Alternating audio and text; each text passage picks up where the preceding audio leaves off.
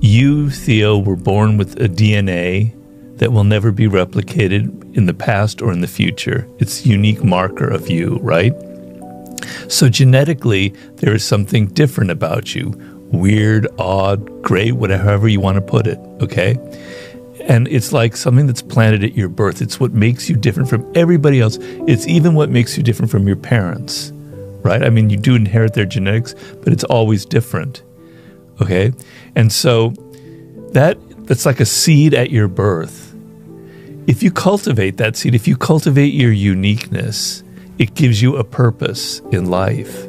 It's why you are unique. You can look at it as if somebody or it's just nature intended it to be this way, but it's what makes you you. It's your energy, it's your character, it's your weirdness, it's your sense of humor. It's what draws you to certain things, what you hate about certain things. It's you.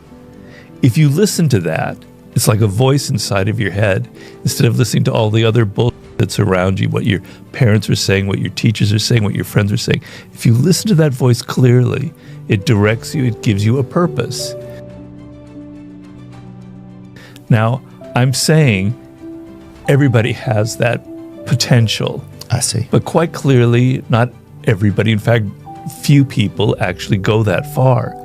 So if you see somebody out there in the public eye, yourself or others, who's reached a level of fame and success, you can say that there's nobody else like them out there. They're unique. They're one of a kind, right?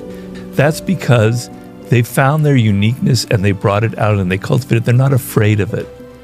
And that's what gives them their purpose. A lot of people are afraid of being different. That's one of the worst things that can happen to you. Yeah. Because it's what makes you different that is what makes you powerful. Everybody has a purpose, but not everybody follows it. Not everybody connects to it. Parents try to do too much sometimes. So children are more interesting, they're more powerful, they're smarter than we think they are. We don't give them enough credit. So they find their ways to the things that excite them and interest them. What you're looking for in your child is that spark, that look in their eye of excitement. They can't control it. I'm so excited by this, I have to do it. Yeah. It can be physical activity, it could be music, it could be math, it could be technology, it could be objects and their colors. When they have that excitement, lean into it. Don't try and tell them, oh, I don't know, you can't make a living doing that. You want to be a rock and roll star, you'll never make a living. You got to go become a lawyer.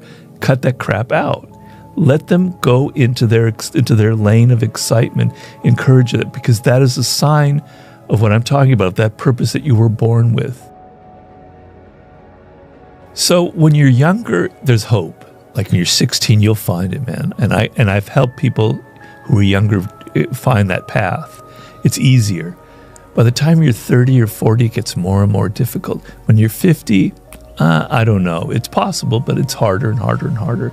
I didn't really find my niche, if you will, until I was about 38 years old. But until then, I knew it was writing. I just couldn't figure out what kind of writing.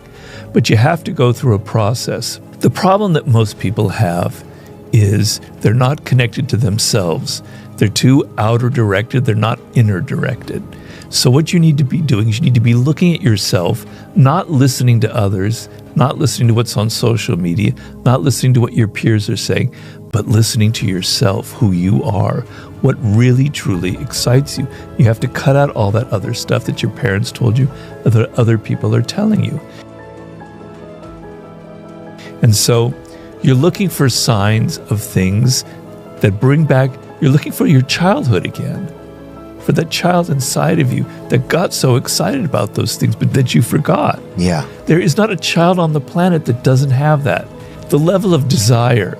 If you're 20 years old and you're lost and you're worried about it, but you're hungry and you don't want to be like your whole life wandering, you have a good chance. But a lot of people don't have that energy. They don't have that desire. It's not strong enough in them.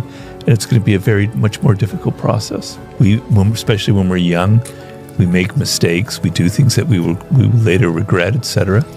The first thing you have to do is you have to realize that you have to want to get out of it, and you have to want it badly enough. So you got to figure out a path out of this trap that you're in. And it is a trap because if you're living paycheck to paycheck, it becomes a habit and it's going to stay with you your whole life. So every time there isn't a paycheck, you're going to freak out and you're going to go get the quickest, easiest job that you can get. You have to break out of that.